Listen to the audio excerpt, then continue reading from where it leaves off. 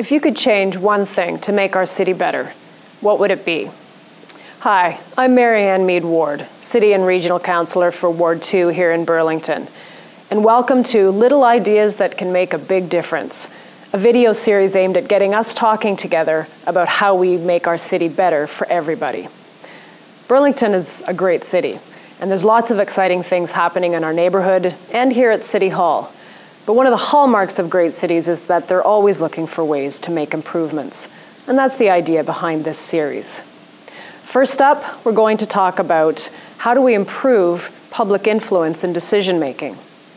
The city does a very good job of asking residents, what do you think?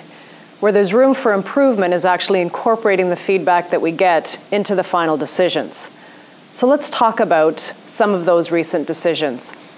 Let's talk about the development approvals that were recently given for the Molinaro on Brock building and the AMR townhouse development in the Queensway neighborhood. The city held in both cases many meetings asking residents, what do you think? Many of you came here to City Hall and stood at the delegates' podium and shared your views. And overwhelmingly, what residents were asking for in both cases was a scaled-back development, something that was more reflective of the community's vision as captured in the official plan. But the final decisions didn't reflect that input. So understandably, there was a lot of disillusionment and disappointment among residents that having given your input, it wasn't reflected. Many people felt that it was a waste of time. So how can we here at City Hall do better? Well, there's a lot of steps that we can take to improve public engagement, and there's a lot of tactics we can employ. But one of the first steps is to change our attitude here at City Hall about the public input that we do receive. So I'll give you a couple of examples of where we can make changes. First, I've often heard it said around City Hall that residents just need to be educated, particularly in our discussions around development and intensification, that you don't get it. Of course, education is very important. It's a key component of decision making. But certainly on development and intensification, I've seen residents do get it. But more importantly, education is a two-way street.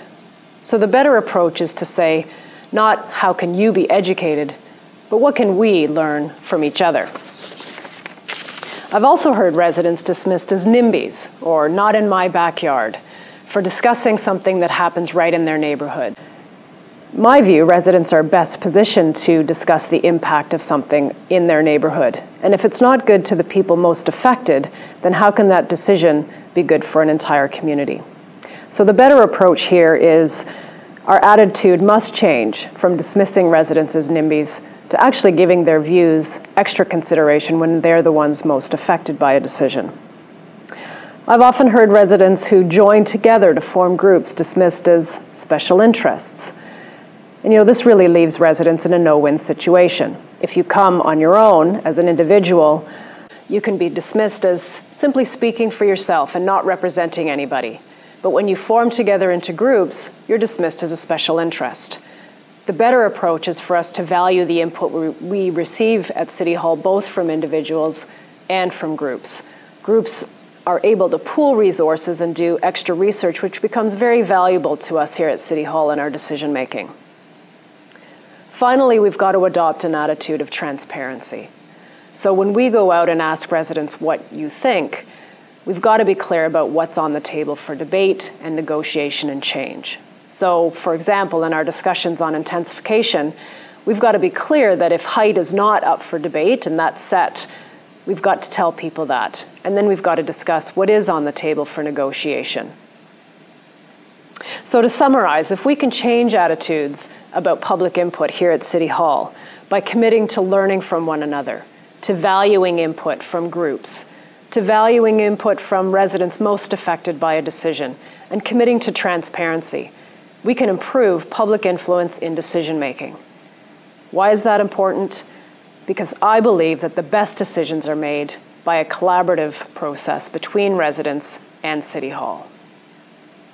So, do you have a big idea or a little idea that can make a big difference in our city? Get in touch. Do you have a comment on today's idea? My contact information will be on the screen. I'd love to hear from you. I'm Marianne Meed Ward, City and Regional Councillor for Ward 2, signing off from City Hall.